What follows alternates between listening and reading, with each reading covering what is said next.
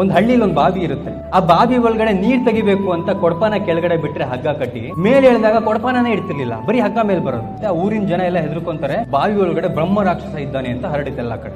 ಆ ಊರಲ್ಲಿ ಒಬ್ಬ ಎಜುಕೇಟೆಡ್ ವ್ಯಕ್ತಿ ಇರ್ತಾನೆ, ನಿಮ್ ತರ ಊರಿನ ಜನಗಳ ಹತ್ರ ಬಂದವನು ಹೇಳ್ತಾನೆ, ನಾನು ಹೋಗಿ ನೋಡ್ತೀನಿ ಕೆಳಗಡೆ ಏನಿದೆ ಅಂತ, ನನ್ನನ್ನ ಹಗ್ಗ ಕಟ್ಟಿ ನೀವು ಕೆಳಗಿಳಿಸಿ.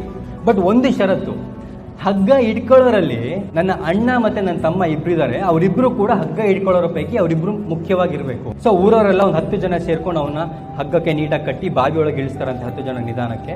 ಅವ್ನು ಕೆಳಗೆ ಹೋಗಿ ನೋಡಿದ್ರೆ ಕೆಳಗಡೆ ಒಂದು ಕೋತಿ ಕಪಿ ಚೇಷ್ಟೆ ಮಾಡ್ತಿರುತ್ತೆ. ಹಿಂಗೆ ಇವ್ರು ಕೊಡಪಾನ ಬಿಡೋದಕ್ಕೂ ಅದು ಕೊಡಪಾನ ಬಿಟ್ಬಿಡೋದು, ಕೆಳಗಡೆ ಬರೀ ಹಗ್ಗ ಮೇಲೆ ಬಿಡೋದು, ಕಪಿ ಚೇಷ್ಟೆ ಮಾಡ್ತಿದ್ರು.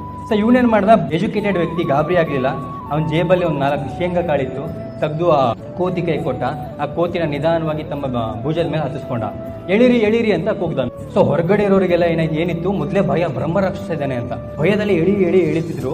ಅವ್ನು ಇನ್ನೇನು ಮೇಲ್ ಬರ್ಬೇಕಾದ್ರೆ ಆ ಕೋತಿ ಮೇಲ್ ಹಾರುತ್ತೆ. ತಕ್ಷಣ ಇವ್ರ ಮನಸ್ಸಲ್ಲಿ ಏನಿತ್ತು, ಭಯ ಇತ್ತು, ಹೆದರ್ಕೊಂಡು ಎಲ್ಲರೂ ಹಗ್ಗ ಬಿಟ್ರು. ಬಟ್ ಆ ಹುಡುಗನ ಅಣ್ಣ ತಮ್ಮ ಯಾರಿದ್ರು ಅವರಿಬ್ರು ಹಗ್ಗವನ್ನ ಬಿಗಿಯಾಗಿ ಇಟ್ಕೊಂಡಿದ್ರು. ಅವ್ನು ಬದುಕೊಂಡ. ಅವ್ನು ಹೊರಗಡೆ ಬಂದು ಹೇಳ್ತಾನಂತೆ, ನಿಮ್ಮನ್ನು ನಂಬ್ಕೊಂಡು ನಾನು ಒಳಗೆ ಇಳ್ದಿದ್ರೆ ಬಾವಿಗೆ ತಳ್ಬಿಡ್ತೀರಿ ನನ್ನ ಮಕ್ಕಳ, ನನ್ನನ್ನು ಕಾಪಾಡಿದ್ದೆ ನನ್ನ ಅಣ್ಣ ತಮ್ಮ ಅಂತ.